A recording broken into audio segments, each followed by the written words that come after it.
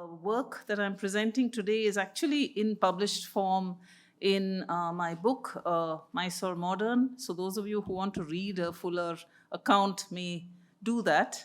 There may be various online versions of it as well. Let me start by talking about a Wesleyan missionary called Mrs. Hutchin, who was trying to establish a school for girls in Mysore city as early as the 1860s and had incredible difficulty trying to mobilize young girls to attend the class that she and another colleague had started. In the course of writing about her experience, which is in this book called Glimpses of India, she reflected on one interesting kind of paradox. And that was that she had a few pretty little girls who, unlike some of the others who were sort of exiting the class, refused to leave us. And they were learning so much more rapidly than our first full pariah scholars that I felt quite encouraged. But then she got this bitter disappointment because some very, kind gentleman told her that, do you know who these girls are? And he said most of them are actually dancing girls. And at that point, she reflected on the fact that these hapless ones are only taught to read that they may become proficient in learning the abominable and immoral songs contained in their own books. Remember, she's a missionary. Need we wonder then that the very name of female education was an offense in virtuous families? What I have not cited in this slide is that she had to let go these girls in order to be able to retain the caste Hindu children in the classroom. So that's how much the opposition to the Devadasi children being in the classroom was. That's how strong the opposition to that was. So even the missionaries couldn't triumph over that hurdle, as it were. Even though their hearts were in the right place, they wanted to encourage education of girls and so on. And this question of the kind of leavening effect that the Devadasi children had within the Mysore classroom. And remember, Mysore did not start classes for girls till way back, and especially for lower caste girls until way up in the 90s, that is, say, 1890s. The question of whether the classroom should include Devadasi and or prostitutes' children came up once more. And the question of whether, in spite of teachers saying that their inclusion means they are acting as a kind of leavening effect because they are already very well educated, they can read, you can write, they know how to read poetry and so on and so forth, they were excluded from the Mysore classrooms. So, so there's this debate about whether I'm saying this because, of course, the paradox of trying to get girls into the classroom on the one hand and trying to evict certain other kinds of girls from the classroom that was going on at the same time. The word tafe is often used in the Mysore case to describe the services of the Devadasis, tafe services. And that word tafe comes from the word tawaif. It's a corruption of the word tawaif. And as one scholar, B. Sudamni, has shown, way into the 1930s, long after actually my story sort of ends, there was a register of women who were employed by the palace under this department called the Avasarada Hobli Ilakhe, for which there were rigorous qualifications and very competitive entry. So, Jatti Tayama from Bangalore, Sundarasani from Tirumakurlu, etc., were very accomplished dancers, and they were therefore more easily employed. Others had to sometimes wait for years to be taken on to the Avasarada Hobli Ilakhe. And they appear to have been well paid. They seem to have been, in fact, better paid than teachers. They were getting up to 30, 32 rupees a month, whereas school teachers, were getting only about 15 or 17 rupees per month. So clearly there was recognition of their skills. There was also recognition of the conditions of their labor, because, as perhaps you know, they had to pay their accompanists, and for substitutes when they were unable to perform the services themselves. And there was this huge investment in training. It was years and years of training in song and dance that actually produced this figure of the skilled Devadasi. Let me also start by saying that the Devadasi tradition is a matrilineal one, which allowed and included adoption, particularly of girls, and that's how girls were actually inducted into the Devadasi tradition. Inheritance was through females, and needless to say, and we'll come to that, I'll cite a court judgment a little later, this, needless to say, created a lot of difficulty amongst judges who were actually deciding cases related to both the adoption of girls by Devadasis and to their inheritance patterns, because the belief was that Hindu law does not permit women to inherit property, and therefore, who are these exceptions to the rule? Who are these anomalies? And in fact, the court, the case law is one that actually upholds the rights of Devadasis to both adoption and to their inheritance patterns. So, as I said, the dedicated girl went through rigorous training in Nritya and Gita and was entitled, and this is an important point to understand as well, they were entitled to grants of land or of money, and sometimes these grants were given by upper caste women themselves.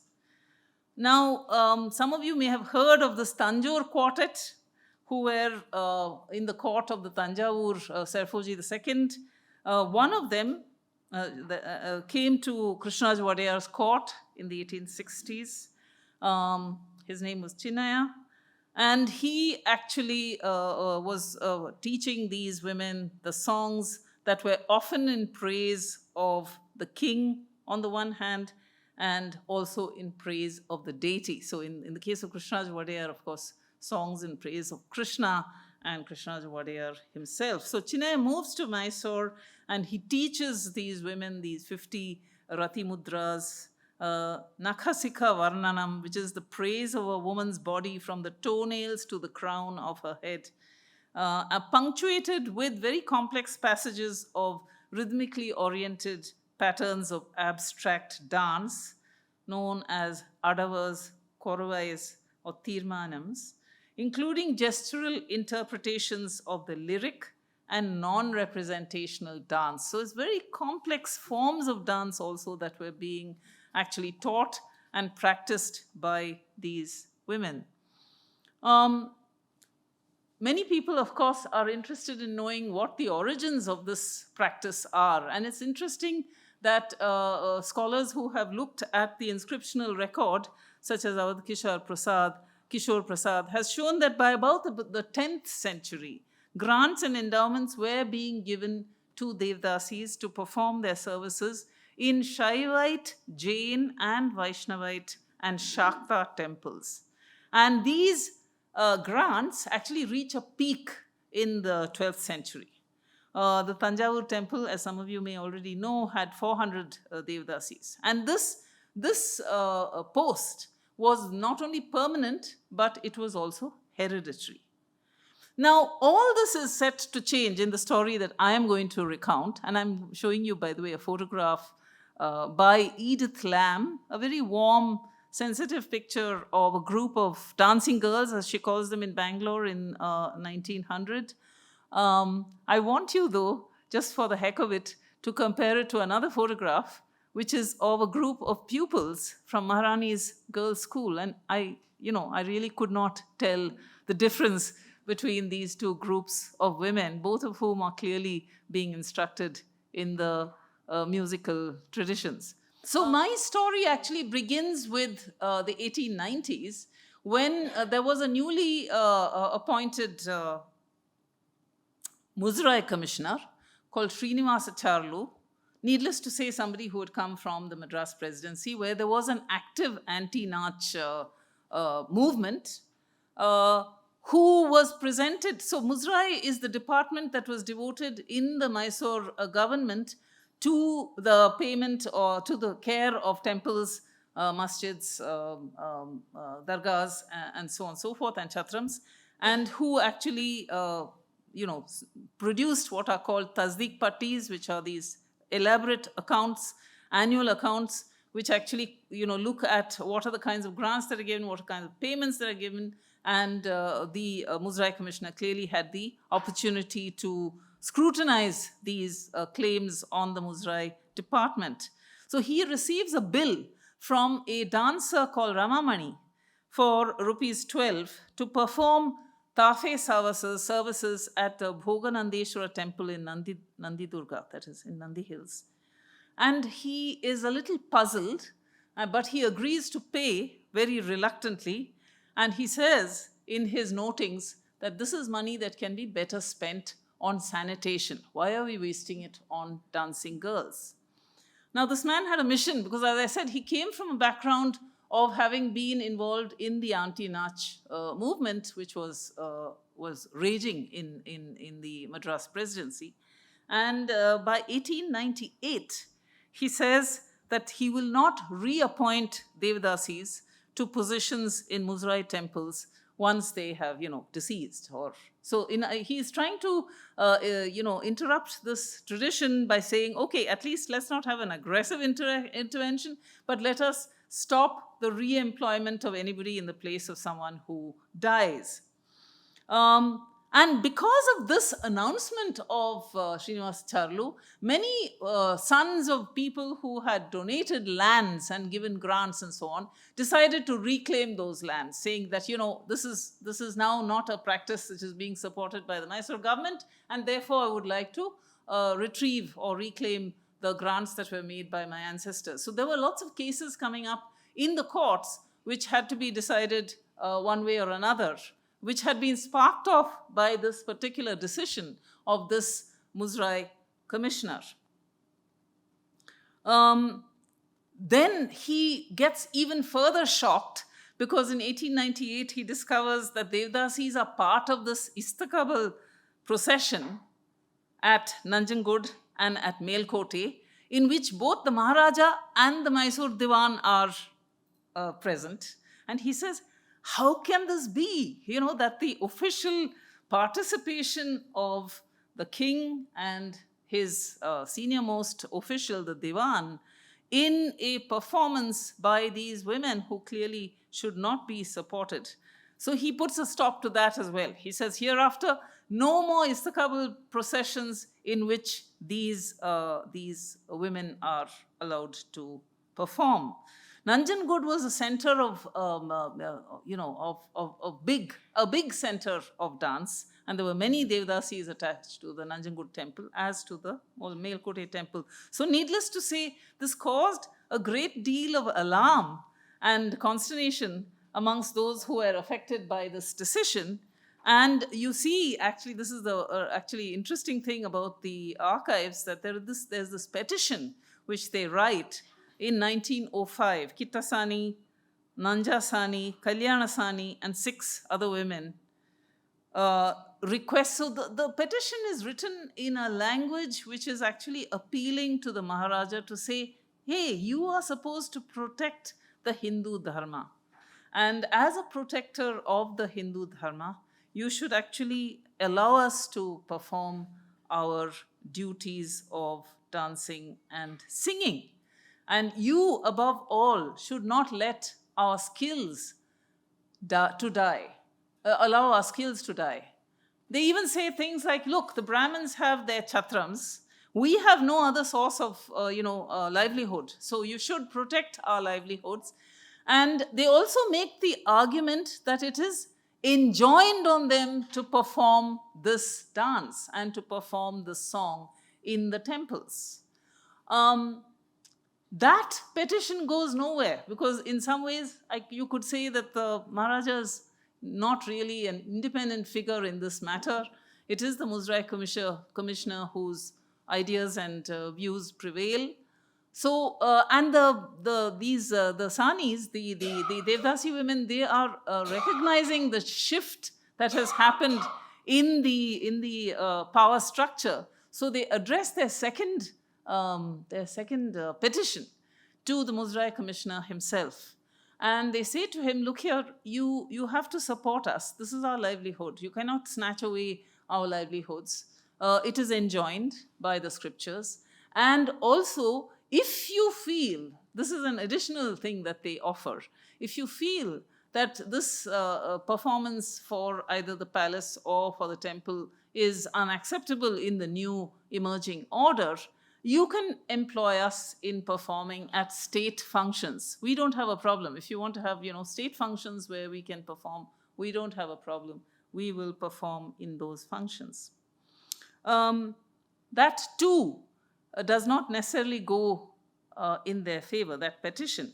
What it does set off, however, is an inquiry by the Muzrai commissioner to a set of Agama Shastris to say, is it really enjoined in the Hindu scriptures that these Devadasis must perform this dance? Can you look up the scriptures? Now, I just want to say, because it'll take me too far afield to explain this, but there's a lot of scholarship on the period of social reform, cultural reform in the 19th century, which shows that any issue related to a cultural practice which was considered controversial, such as, for example, widow immolation or sati, was always referred to pundits, people who would pronounce what exactly the scriptural standing was on these questions, because that's how the British thought they could rule. They could rule on the basis of upholding, what is legitimate scriptural tradition. There's a long history. There's many historians who have written about this. I'm not going to go into it. But here we see another enactment of that obsession. So he appeals to, he orders these Agama Shastris to look into the scriptures to say whether in fact the Hindu scriptures sanction this practice.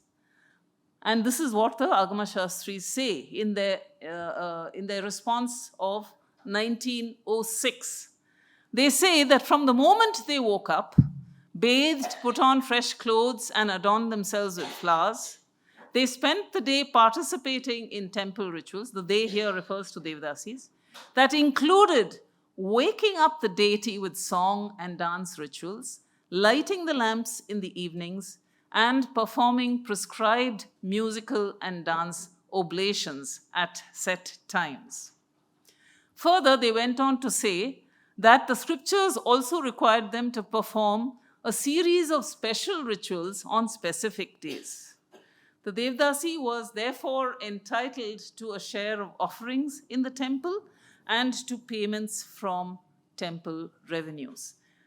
Then they went further and they said the non-performance of these duties actually attracts a certain kind of opprobrium. It's a violation of the temple code, and the priests were therefore required to perform rituals of atonement, prayaschitta. Now, this was all based on certain kinds of Agama Shastras. They cited Veda Bharata Shastra and so on and so forth. They cited their sources. So the question that was addressed to them is, how far do the Shastras enjoin the service of dancing girls in temples? And this was their response. They added one line though. They said, this is what the scriptures say, but you as the Muzrai commissioner may do as you wish. However, the Muzrai commissioner did not do as he wished. He wanted to go further in exploring whether, okay, it is now clear that the Shastras actually enjoin this form of worship through dance and song. But are the women expected to be celibate? Because that was the key issue. The key issue was that they were actually engaging in certain kinds of sexual services alongside their, performance of these duties of singing and dancing with their patrons. They engaged in certain forms of providing certain forms of sexual services to their patrons. And this was what actually had disturbed the elite, especially the Brahminical elite in the Madras presidency. So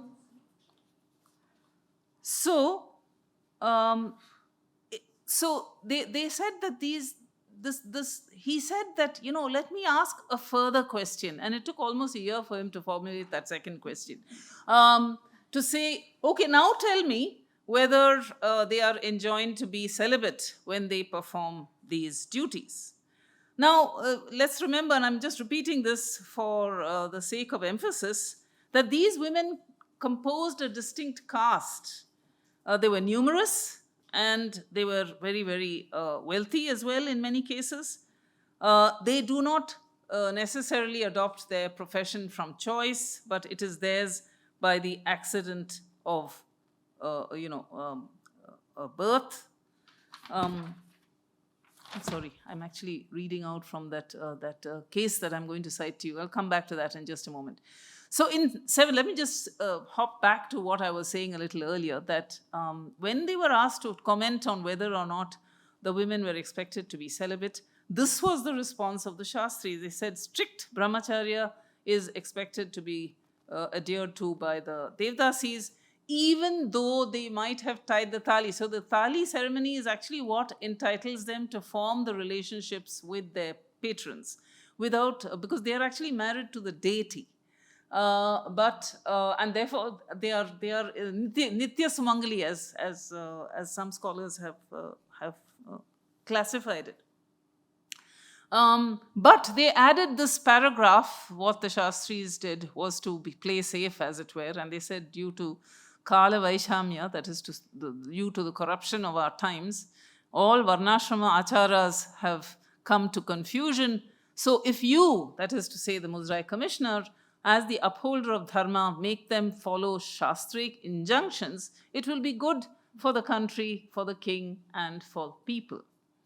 So this was it. This was the handle that the Muzrai Commissioner needed to proceed further.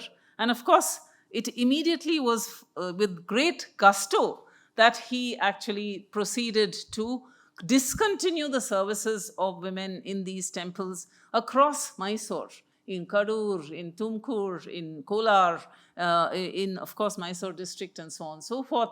He even asked for every district commissioner to send a report saying that they were actually complying with this particular order. And when it was discovered that actually it is much more complicated, because it also involved land and land grants and so on and so forth, he said that those land grants have to be resumed. So this is what he actually puts in place through administrative fiat, long before Madras Presidency launched an agitation for the abolition of the Devadasi dedication, which was initiated by none other than Muthulakshmi Reddy, who was herself a member of the Devadasi caste, and who felt that it was a disgrace and that it was something that needed to be stopped. She was herself a member of the Legislative Assembly and proceeded to press for legislation that would end this practice. It did not happen in Madras till 1947.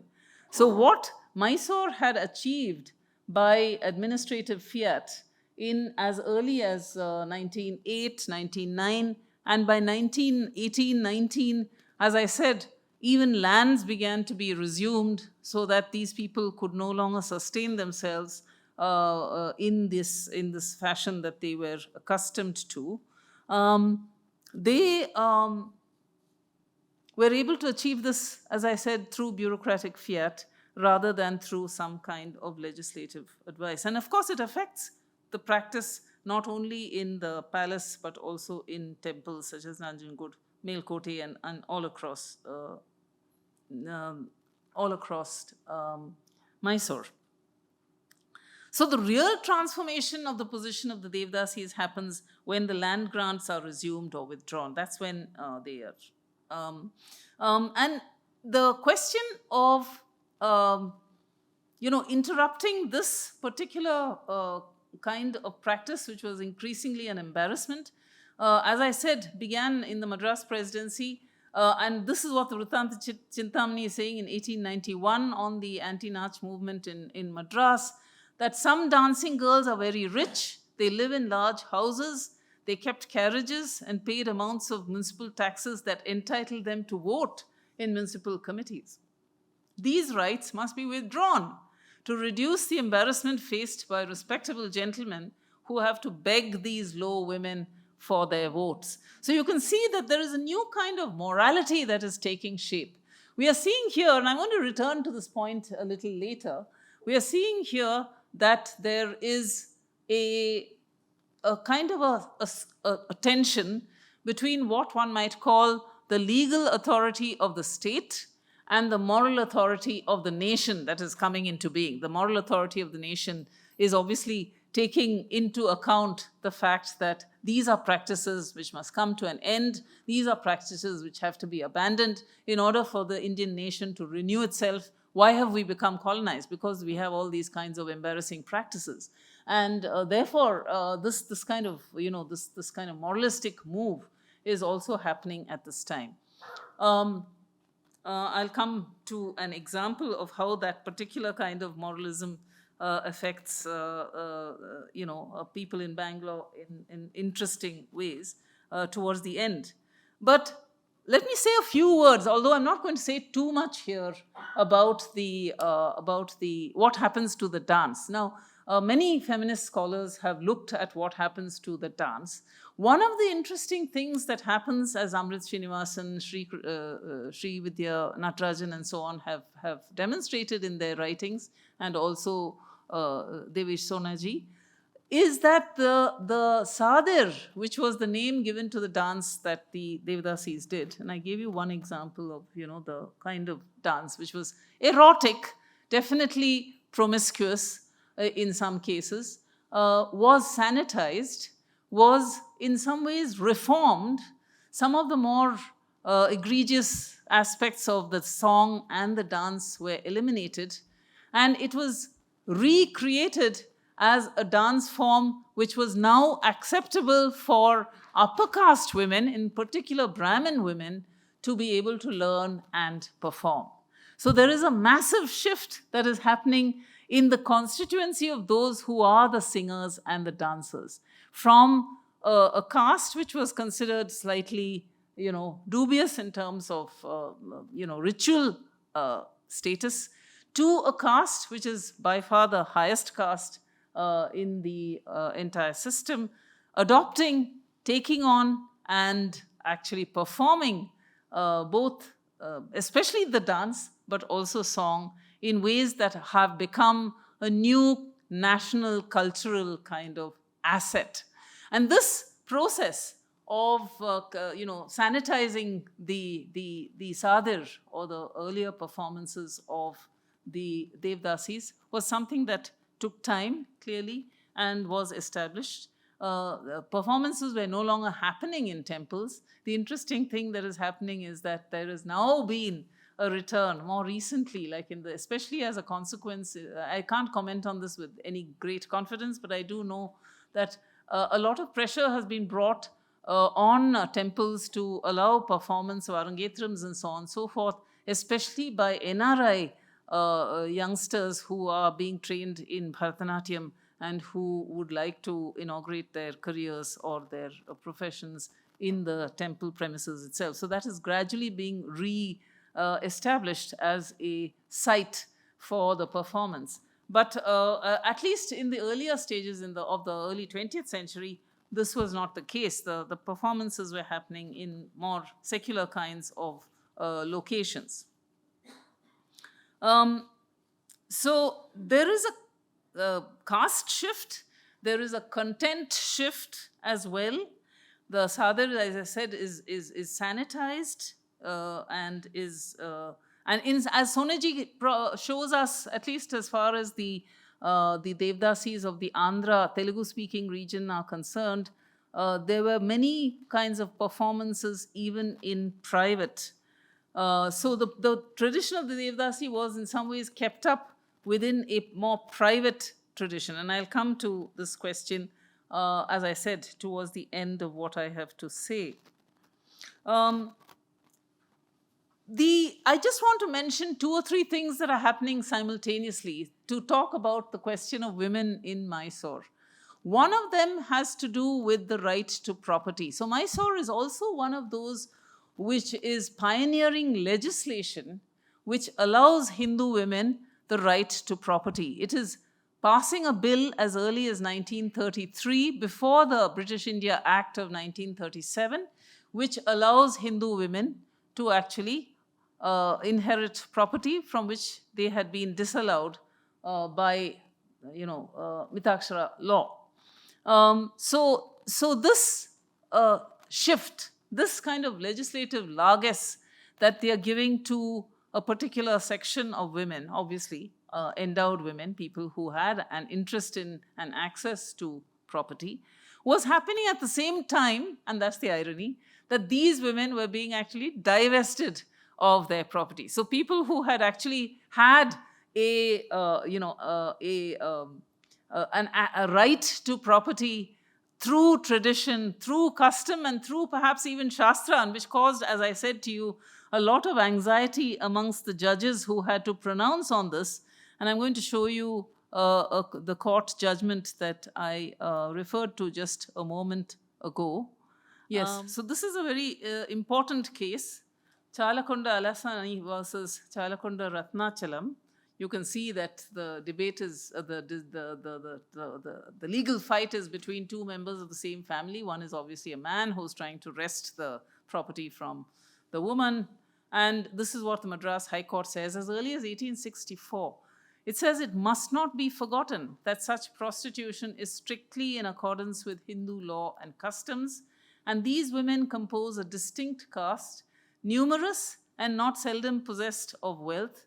They do not adopt their profession from choice, but it is theirs by accident of birth, and it is in accordance with and not at variance with law, uninfluenced by any fastidiousness founded upon Western views of morality. So it's very clear here that this is not some big, anomaly, some exception here, but that it is actually accepted and that it is actually something that we should recognize is legal. Now, many such cases, so, case law is actually interesting because judges were more willing to look at the importance of custom, honor that custom, and to be able to uphold it legally in ways that had very important consequences for these kinds of debates about land and access to land at this time. But I'm coming back to Mysore. Now, there were several things happening in Mysore that we need to be self-conscious about. As I said, there was we did not have a similar kind of cultural reform movement that was experienced in places like Bengal or Maharashtra. What we did have were sort of fitful attempts at transforming the position of women. One of the earliest such examples was the infant marriage regulation, which was passed in 1894, prohibiting the marriage of children, girls below 8 to men who were much older. And the emphasis of that legislation was, interestingly enough, to reduce the number of marriages in which the age gap was really large. So, they actually legislated that it could not be more than 30 years between the girl and the husband. So these were all seen as progressive forms of legislation because they were transforming certain kinds of practices which they believed were embarrassing to the Indian people and people of Mysore in particular. Now, the background to the passage of this legislation is interesting because it was intended to actually prevent widowhood, which was seen as some kind of social death. Widowhood, especially amongst the upper caste widows, was considered social death because the widow was not permitted to remarry or to form any kinds of relationships that would embarrass the family. And we know all the strictures under which widows were put in order to make her unattractive, to make her, as it were, undesirable and so on, despite which there were so many embarrassing kinds of liaisons which were happening.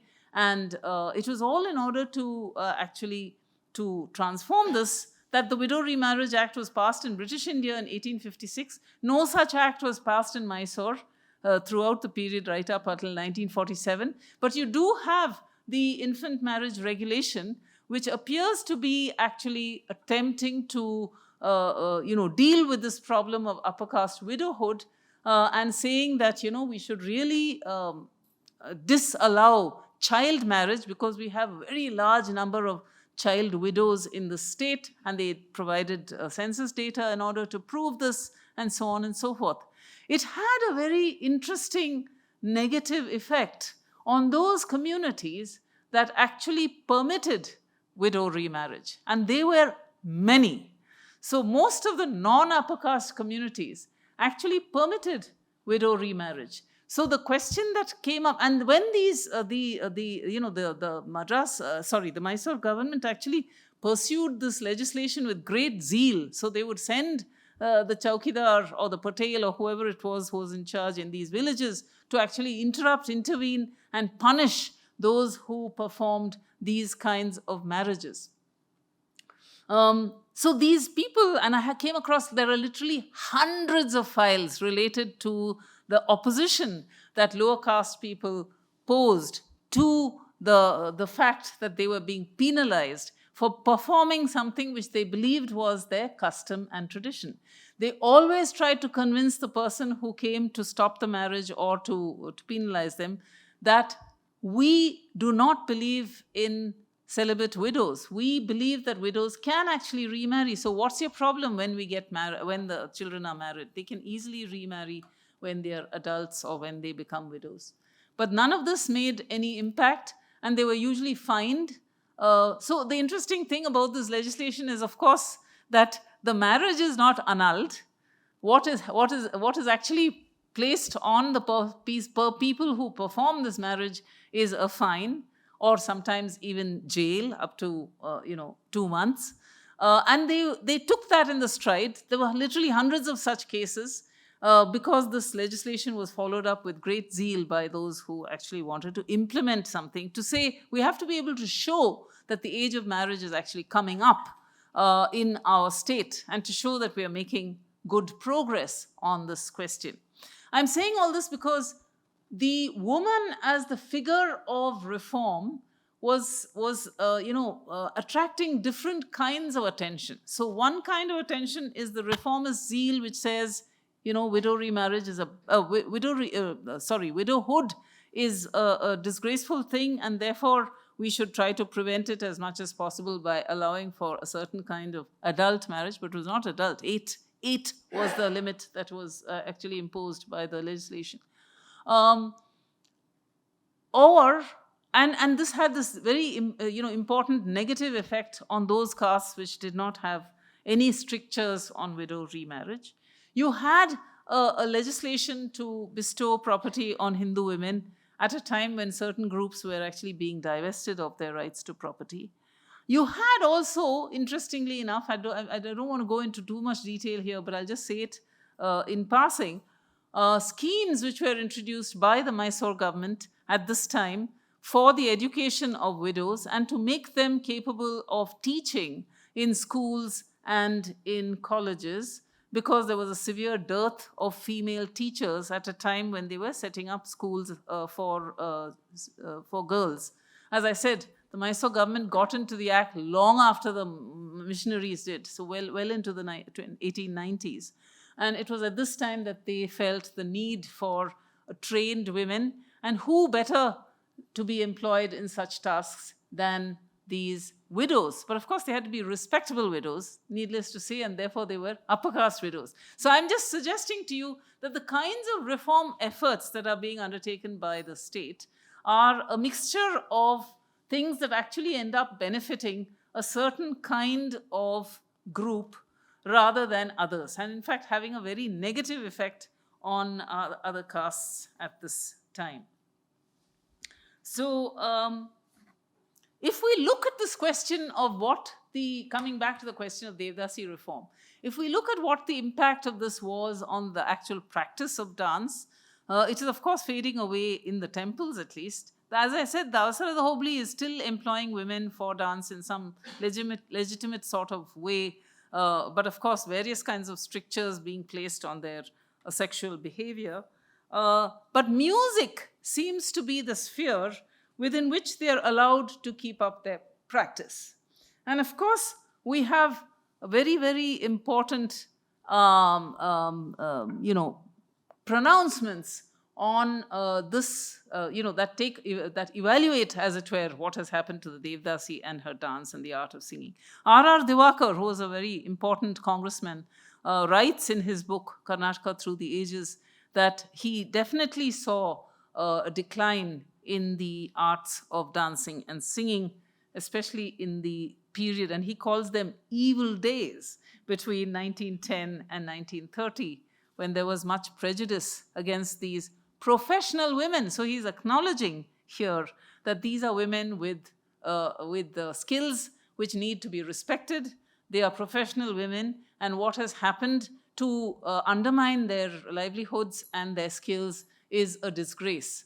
So you have that kind of voice on the one hand, and then you have Anand Krishna Iyer, who is writing this magisterial work on Mysore tribes and caste, who says that the founders of this institution, that is to say of Devadasi dedication, made this an outlet for safeguarding family women for the good of the country. So, it is a practice which should be tolerated because it is an adjunct to the family form, which will ensure, celibacy of the woman who's inside the family, inside the marriage, without necessarily disturbing kinship relations and so on and so forth.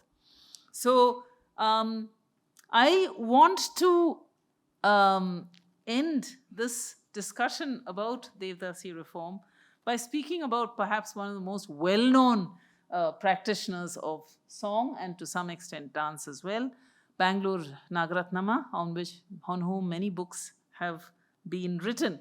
But I want to end this by talking about one particular episode which is discussed in the works of D.V. Gundappa, who was a major journalist and publicist, founder of the Gokhale Institute of Public Affairs, which continues to exist in the Baswangudi area. He was an important publicist of many kinds of quests. He was also a poet. He also wrote copiously. His books have been, combined in a collected works in which I found this discussion, which is about the patronage of Bangalore Nagaratnama by a High Court judge called Narahari Rao. And DVG reports what he says is a conversation that takes place between Narahari Rao and his wife.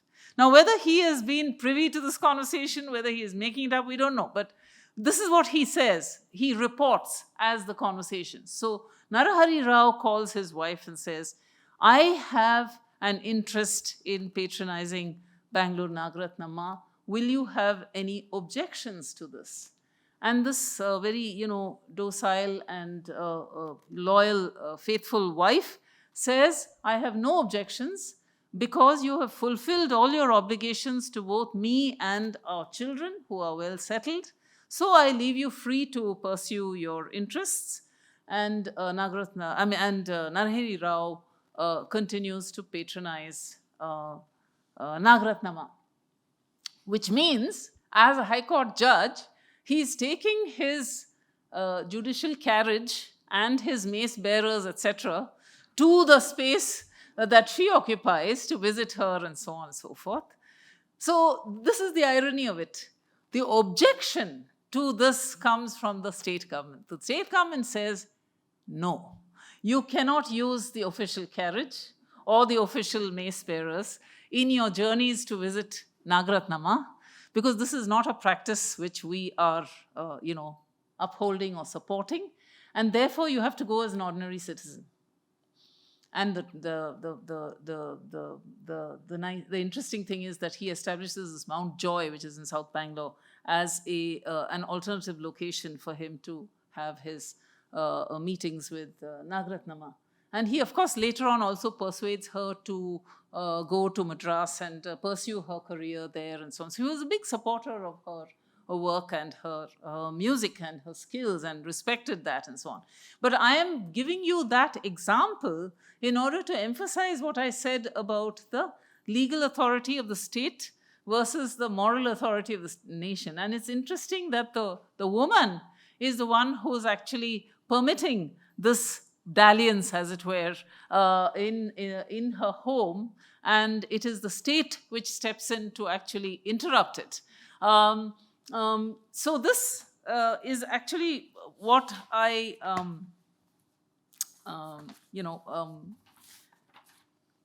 want to say by way of conclusion. My talk today is going to end a little earlier than planned. It's the Mysore government that objects to the use of this official carriage. Nagaratnama goes on to become a very major publisher of works that are also controversial.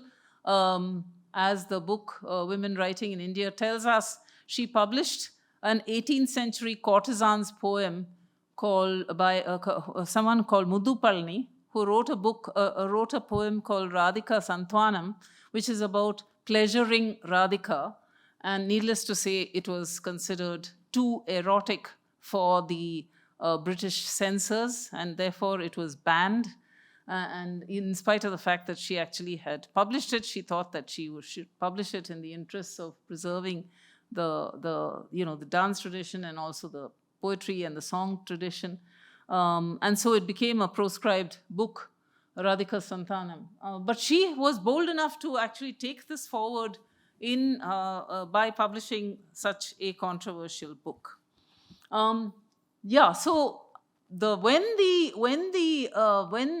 Muthulakshmi Reddy actually raises the question of Devadasi abolition in the Madras legislature, she cites the example of Mysore. She says, look how Mysore has pioneered the way in getting rid of this obnoxious practice. And they have done it thoroughly and almost overnight, much earlier than parts of British India. So, we should take the lead of Mysore. And many people like Puttan Chetty and so on, other publicists in Mysore itself, were full of praise for the Muzrai Commissioner, for the Muzrai Department, for having taken these steps to put an end to what they decided by this time, it was already popular knowledge, was a disgraceful and obnoxious practice and needed to be put an end to.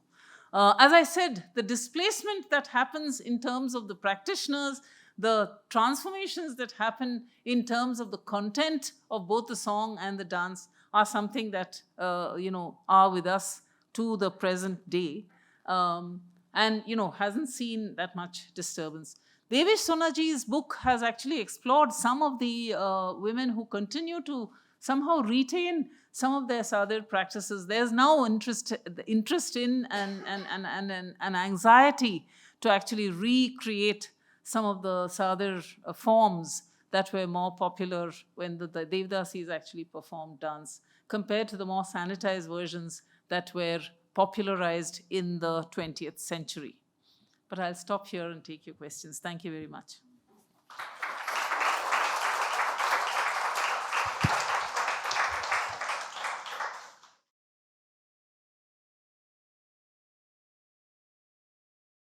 When, one of the interesting things that happened when this Devadasi thing was, abolished all over India is that these Devadasis went into films. So a lot of, I'm not sure, I think even in Karnataka, in Bombay definitely, Nayakas, Hindi cinema. The dancing girls who did Lavanis and so on. No, from Lucknow and all that. Like say Nargis's family, mother, so on, and they were very powerful. So they became, they were some of the first directors and even producing films. There's quite a lot of research about this. I'm not aware of that being when it was, after it was abolished, they entered films. Pardon? I think both, the wives and Devadasis.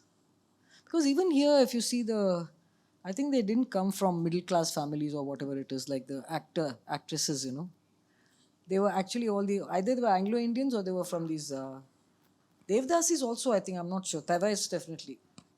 Yeah. Yeah, I'm not aware of that discussion in the Mysore case, at least. There is a big discussion about the Bombay film industry and the Nayaka girls who were entering. and they were seen as, people who were dedicated to temples in other parts of this. Is it not on? And who were seen as merely prostitutes. So there were discussions about that well into the 1970s, because when the Towards Equality report came out, I think there was a whole section which talked about the, the negative impact of this abolition on the women who entered into plain prostitution. So it became something that had it stripped them of the skills, it stripped them of their worth, their cultural worth, and reduced them, as it were, to mere prostitutes. That was one of the arguments. That's what somebody like Divakar is actually saying, that, this is the bad days on which they've fallen because they've been deprived of their skills and deprived of the honor that they actually enjoyed in an earlier system, and reduced merely to people who are offering sexual services.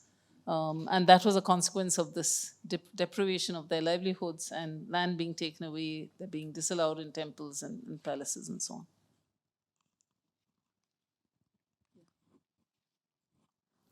I have a bit of a, I guess, a redundant question.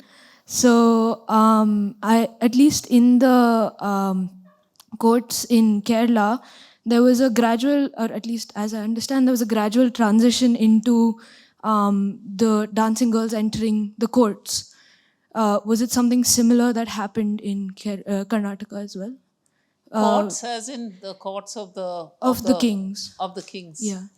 Yeah, this was actually also tried to be stopped, but as I said, there was an Avasara, the Hobli Ilakhe, which actually employed women right up until the 1930s, or at least some of those who had those jobs were able to stay on till the 1930s, according to the work of one scholar. But by 1890s, 98 in fact, the Muzrai Commissioner actually intervened to stop the practice of going in these processions, any kind of public display. This was simultaneously happening elsewhere also. So Ramnad, it was happening. It was happening, of course, in other parts of Tamil Nadu. Ramnad being a princely state itself. So even in Ramnad, there was a disallowing of Devadasis in these public processions. So, yeah, I suppose that's one thing we should note, that there was a certain kind of suppression from public to private as well. It was not just a transformation in terms of the caste that performed, it was not just a transformation in the content, but also a certain suppression of public performance to what might have continued as private performance. So that certainly lingers for a little longer than as Soniji's book clearly demonstrates. Hi. Your approach to this looking at history from the perspective of individuals is really intriguing. And you had some very interesting source material like correspondences between people and things like that. Can you talk more about your academic process of how do you find these very specific individual piece of ephemera or history and then how do you kind of map them or trace how things are evolving when it is at such a micro level? Thank you for that question, because it allows me to say a few things about the Muzrai department in Mysore, which is really unique. It is really unique because it exhaustively documented practices in temples, debates and contests which happened between people who were serving the temples, and documented petitions and so on and so forth. It's a very, very rich archive. Sad to say, with this dismantling of the Muzrai department, which happened since 2000, we are not going to be able to access this kind of material anymore. But at least for the 19th century, when this department was established in the 1880s, right up until the 1950s, and many scholars commented on this, that Mysore is actually unique because it has this Muzrai department which is actually scrutinizing all kinds of, temple practices, also dargahs and mosques and masjids and so on and so forth, chatrams, because they were paid by the state and they were therefore scrutinized. And therefore you have, for example, the document you're referring to, the two petitions by the affected, Devadasis of Nanjangud, are in the Muzrai files. And they have written this document, or had it written themselves, because they all signed it. You see, they were all educated. So it's all written by them. And the argument is made in terms of scriptures. The argument is made in terms of an appeal to the king as the upholder of dharma, and so on and so forth. So they actually are very revealing documents when you get hold of them. Muzrai files are very rich. I mean, I've based all my Matha work on the Muzrai files. And they are really extraordinary sorts of documents, because they really give you very, very detailed.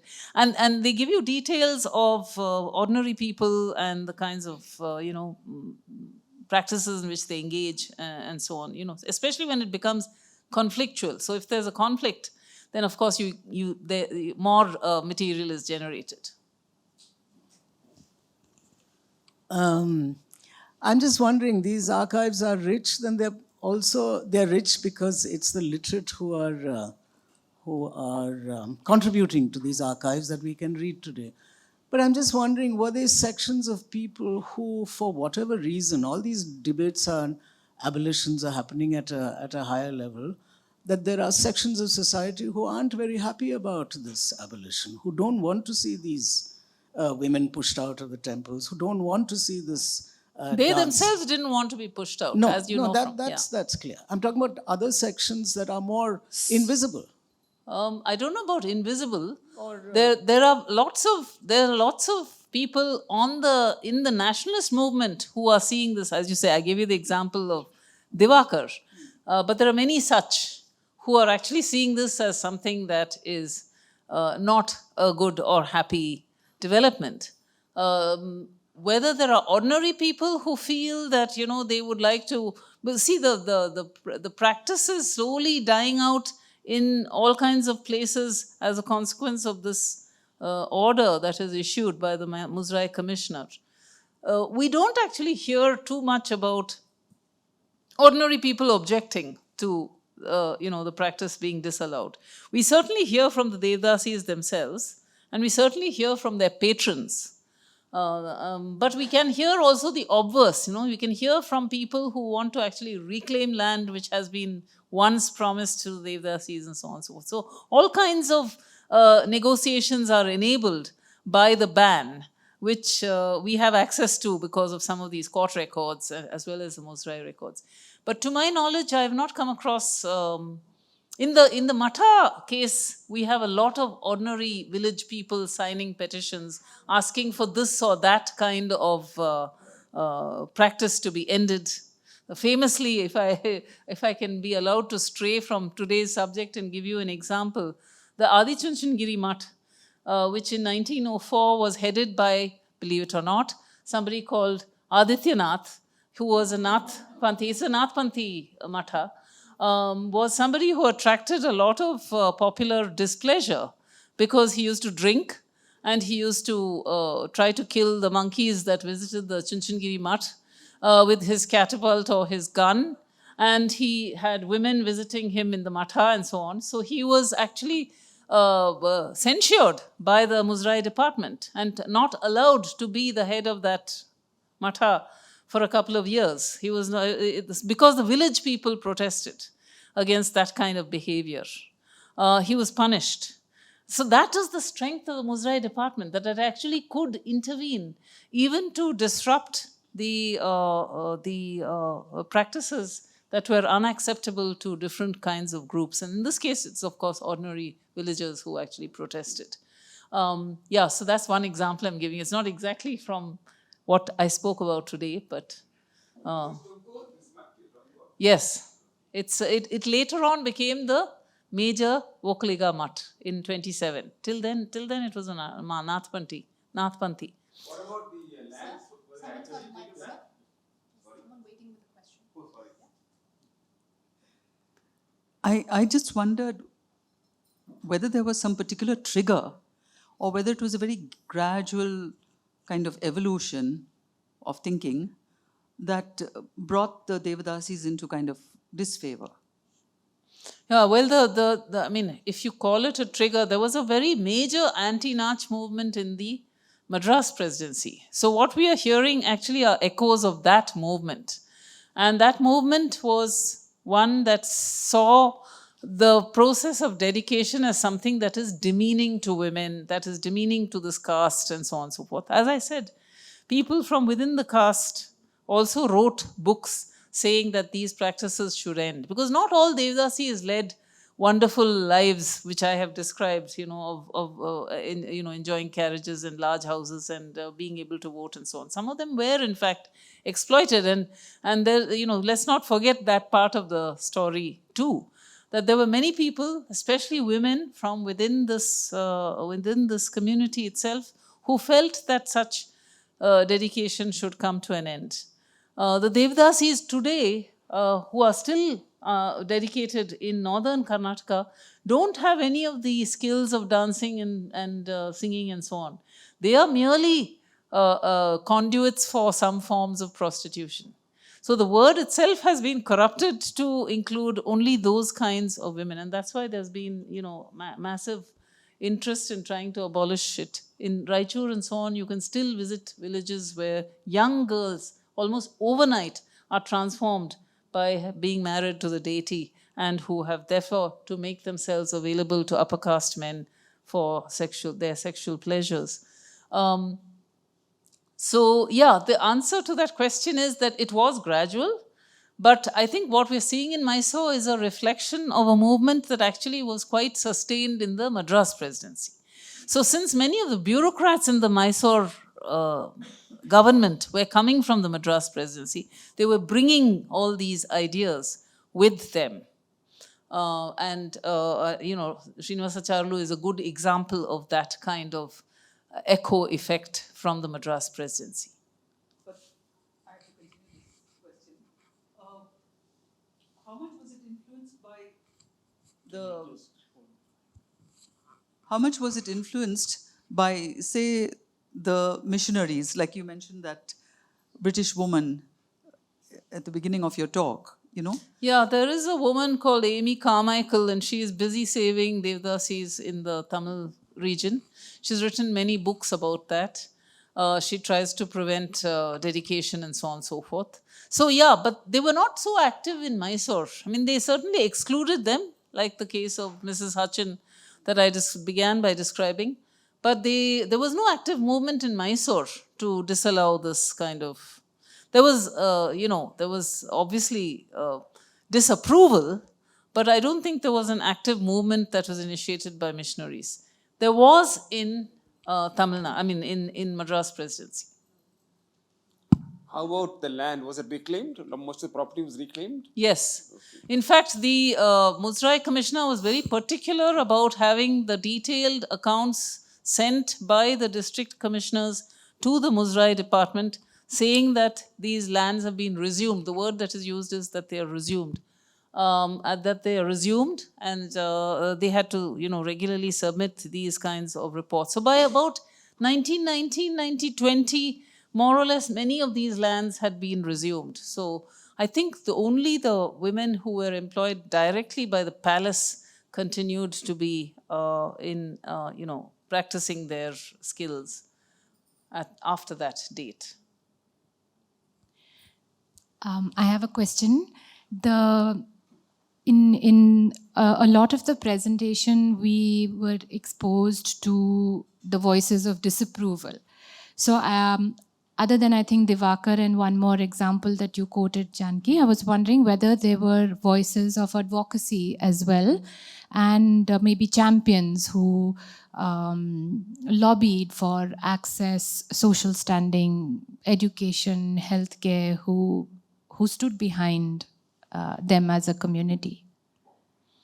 Members of the community themselves. As I said, they were the ones who were foremost in protecting their rights to this practice. And to say that they had been, supported by the state, in this case the palace, or the temple structures, and therefore they needed to continue to be in those positions. Other people, there were some nationalists, but they were few and far between. DVG was one such. DVG was somebody who did definitely see some virtue in supporting the Devadasis and their practice. not directly and openly, but he was obviously approving of the kind of support that Narahari Rao gave to Nagaratnama. So there was there were some public figures like this who spoke out in favor of maintaining these practices, but by and large it was disapproval. I mean, at least from those who are not from the community. Let's put it like that. My question is, what is the caste origin of the Devadasis? Is it predominantly lower caste people who become So, there is a lot of confusion when you read Anand Krishna Iyer's Mysore Castes and Tribes and Castes, because he himself is not able, because there was so much adoption into the community, and because there was a very high proportion of females, because of this female adoption, some 61% were female. The Nattuans were the musicians who accompanied the women, and who were the male, in many cases, the male members of the caste, who actually performed these the accompaniments. So yeah, they were not considered very high caste, but they were considered necessary for the practice of temple and palace rituals.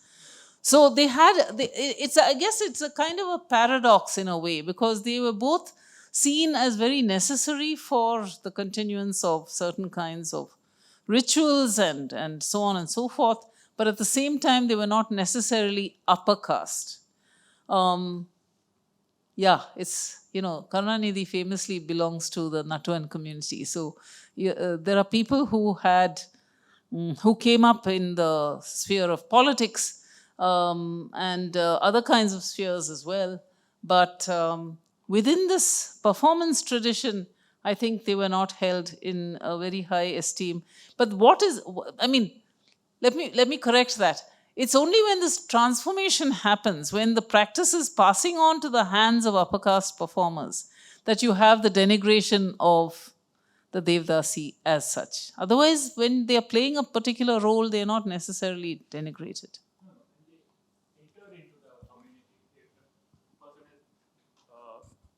Dedicated to a temple for the first time. Yeah. Predominantly, what caste do they belong to? Is it from, say, a lower caste? Are they from the Dalit communities? Or they used to be. That's an interesting question asking, because you're right.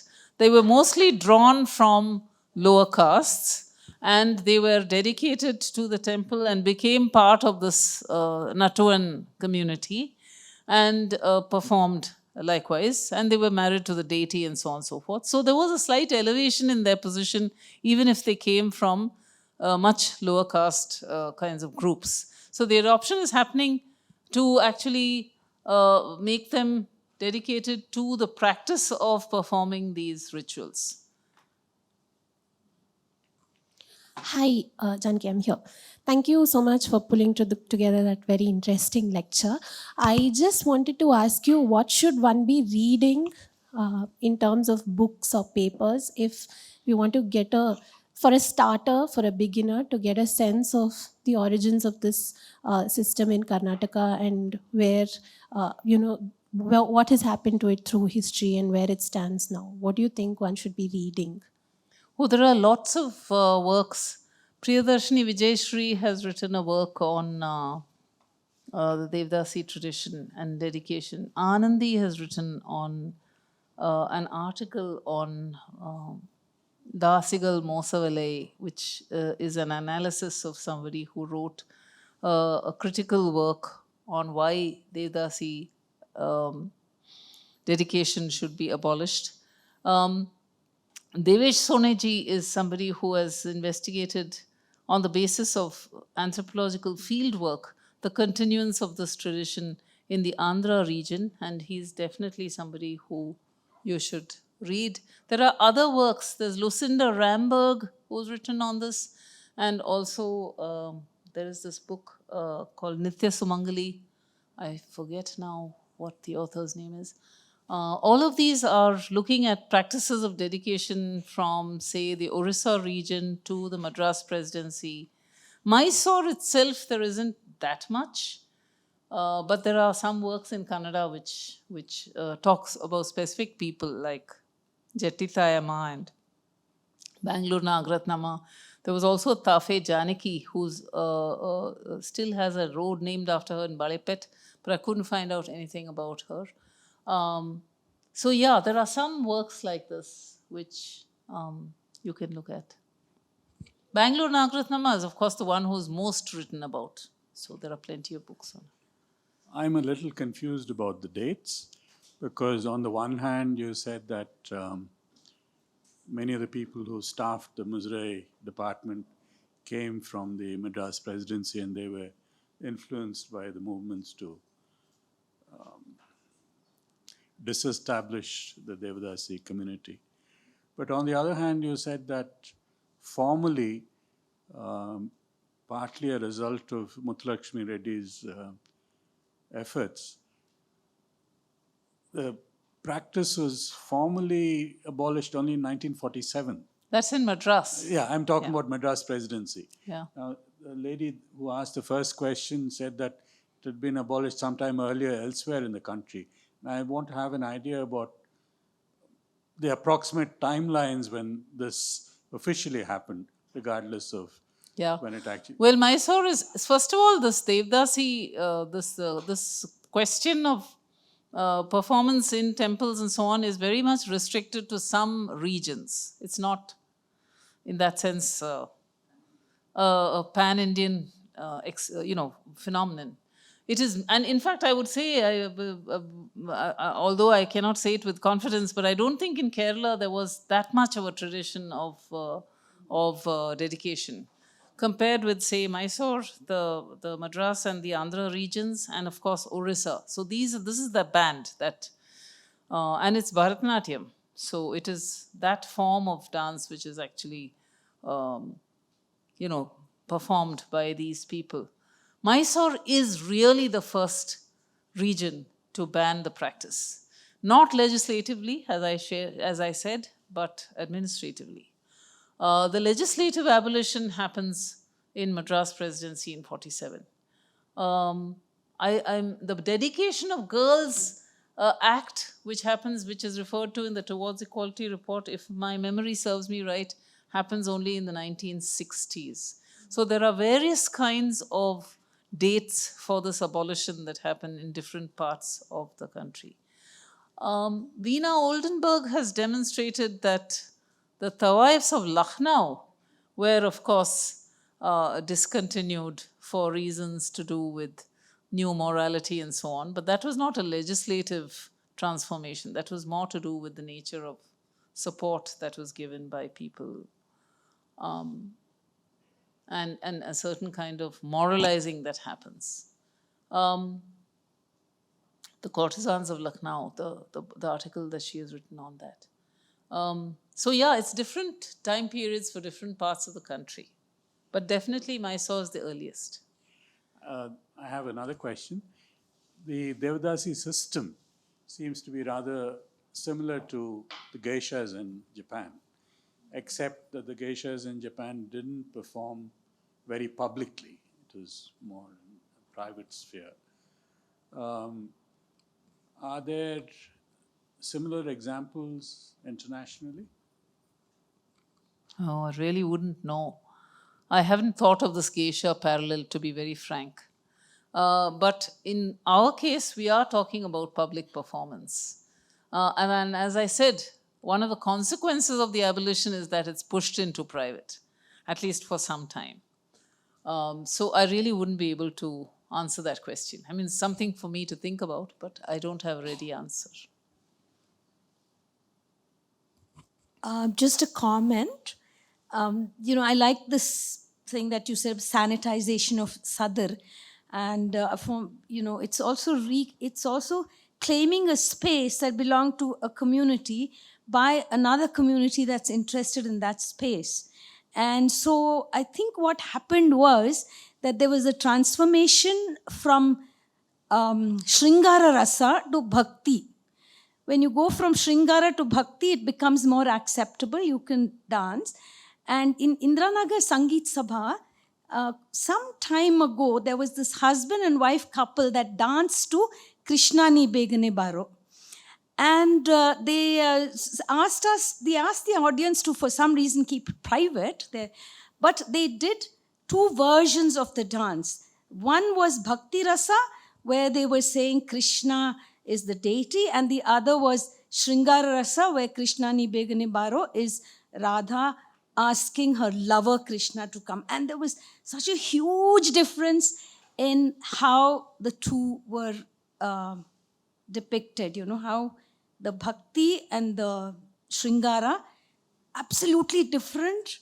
Eroticism in one place, devotion in the other place. And it was just a very nice, I thought I'll just make Thank this you for that. I mean, that's obviously very interesting and one of the consequences, I guess, of this transformation that happens in the early 20th century. Hi, I had two questions. The first one was, you mentioned that the Devadasi system, the dedication practices also happened in Shakta temples. So in that case, how did it work? Because since the idea was to be married to a deity, how did that work in goddess temples? And the second question is, I think this is something that came up in our conversations. The Devadasi system, or like Devadasi as a single community, I think many scholars have talked about how that was not the case, and how you have so much of hierarchy within, in terms of caste, in terms of practices, where someone like a community like the Yoginis, I believe, of Saundati would have had a completely different lifestyle, where they were more treated as sex workers compared to the ones closer to Mysore court. So since there was so much of differences and it was all sort of brought together under the umbrella of Devadasi system, I wanted to know if this was like something that was done for legal ease, like for logistical ease. Was this something that they actually thought about, or something that just happened? Sorry, what's the second part? You said the banning, or is that what you're saying, or the legislation? So when it was banned, it was just under the umbrella of Devadasi ban, Devadasi abolition, right? Right. Where sex work let me just remind you that the borders of Mysore did not include at that time, this is not Karnataka we're talking about. We are talking about Mysore. So Bombay Presidency and the practices that are happening in places like Saundati and so on would not have come into this Mysore. Mysore, as you rightly said, and as I think I've tried to demonstrate, was dominated by these large temples and the palace and their patronage of this system. So that was the target of the attack, basically. I mean, the target of reform, rather, or change, or abolition, really, not even reform. So that's the second part. The first, the dedication to the temple that this person whom I cited has listed, also the Shakta temple, is, I'm not sure of the details of what actually happens, but it happens within the Shakta temple too. So I don't think it really matters so much what the gender of the deity really is in terms of the performance of that marriage. Although most of when the Agama Shastris are consulted, they are obviously always treating the deity as male, because they are referring to the fact that these are women who are actually waking up the deity. But it could just as easily be also referring to female. I mean, because the kind of performances that they are, the kind of rituals that they are performing are not necessarily specified as sexual. The thali being tied, actually that's an enigma. I think I will have to think about it and see what is actually said in the Shakta temple dedications. Hi, thank you very much for that interesting talk. I was wondering if you could speak to how Devadasis sort of fit within the notion of purity and pollution. Or could you say something about how, because their entrance into the temple, or prostitution, sex work, all of that, especially with the various castes involved. So how does, I'm a little confused about how that works. So this is the problem. The problem is the term now refers to all kinds of dedication practices. I gave you the example of Raichur, where there is active dedication which continues to the present day, where definitely there is no ritual, meaning, no cultural honor that is attached to the dedication. It's merely a system by which certain kinds of upper caste men have ensured themselves of access to the sexual services of certain lower castes. But it is taking that form, it is still taking that form of being called Devadasi and marriage, Kali, which enables her to have, relationships with multiple men and so on and so forth. It doesn't have any of the other cultural markers of distinction that I was discussing was true for the Mysore case. So the term is actually a bit of an umbrella term which refers to different kinds. Even the Basavis, Basavis didn't necessarily engage in sexual services in the same way, but they are also coming into this category of people who are dedicated, who are landowning, who can actually adopt children, and whose husbands actually perform the role of gharjamais, where in families where there is no male, the Basavi is the woman who actually brings the male into the family to perform certain kinds of tasks of looking after the land and the home and so on and so forth. So there are various kinds of variations on this practice, but what I have focused on for the purpose of this lecture is what was happening in southern Mysore and around the court and the big temples. Hello, hi Janki. Just out of curiosity, were they, as part of your research, was there at any point any representation of transgenders that came up? Because I did a course on queer histories, and may sound tangential, but there are in the Mughal court there were with the parda system, there were a lot of individuals who transgender is still a term that comes with English as a language, but what they called themselves was much different. I'm just curious to know if there was any representation, any mention of people from the transgender community that you may have come across. No, short answer. I did not come across any such reference. But to be frank, I wasn't either looking for it either. So I suppose my sensitivity was not to search for that kind of possible. But to my knowledge, no. Yeah. Yeah. Hi. You mentioned something about there are some people now who are wanting to revive the Sadi dance or something. Yeah, she gave an example. She just left. I think Vidya gave one example, that there are people who are actually exploring, reviving this tradition, trying to recover the poetry associated with that dance form and perform it. That is one level that is happening. But the other, as I said, are these very upper class, of course, and upper caste young women who are desirous of performing within temples and temple precincts and so on. So that's another kind of movement that is happening, partly perhaps as a result of pressure that is coming from the NRIs and the NRI kind of community. So both these are happening. Avanti Madhuri, I think, is one of those who has explored some of the Sadhar traditions.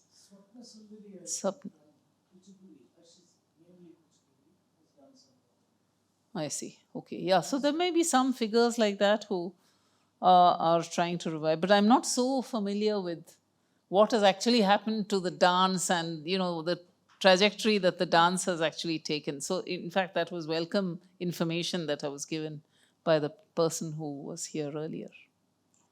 I was also just wondering, what are their reference points? What are they looking to see what the dance was like before? There are still people who have the memory of those traditions.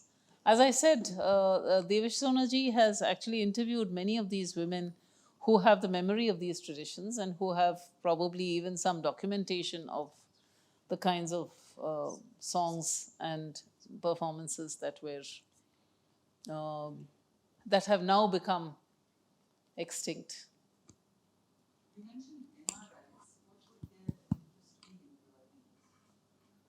Not in reviving Sadhar, so much as wanting to perform in temple precincts. Because it's seen as something more auspicious, I suppose. I don't know. I haven't done work on this and I haven't read any literature on this, but I do know from the works that I have read that there is a push, at least in some cases, in that direction. Good evening, ma'am. So we spoke about how Bharatanatyam has become the new dance form right now. So were the Devadasis in any sense involved in teaching it? Because the dance was appropriated in a sense, right? So were they involved in, kind of teaching it to the upper caste women, or were they completely removed from that practice? It is possible. That's a very interesting question. And I don't know the exact answer to it, but it's possible that they were actually played some kind of role in transferring some of their skills to others. But, this question of going back to the Natya Shastra and being able to revive on the basis of scriptural sources, I suppose, is another prospect. But I don't know the answer to that question. I don't know exactly how these skills were developed. And we'll have to look at the institutional spaces that were developed in the early 20th century in order to answer this question. With that, I'm sorry, we've just run out of time. Is that okay? We'll do one last question.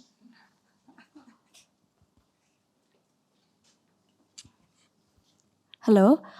You mentioned something about the anti-Nosh movement. So can you tell me how the anti-Nosh movement and the people involved in it actually contributed to the decline or the abolishment of this form? Yeah, so as I said, it emerges as a consequence of embarrassment and shame and wanting to, as it were, to clean up Indian tradition. And it is, I'm sure, to a large extent influenced by the kinds of critiques that colonial officials and missionaries might have raised against these kinds of practices. So it's in some ways a reflection of the kind of impact that has on the Indian people, who see it as something. There were many such practices which were transformed. Matrilini itself was transformed in the late 19th and early 20th centuries.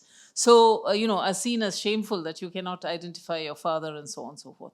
So there are many kinds of influences that are brought to bear on this particular practice, which come from certain kinds of ideas of colonial morality.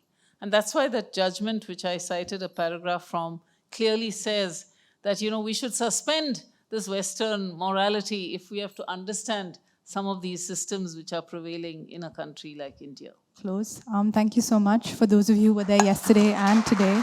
Thanks again to our facilitator, Janaki Nair.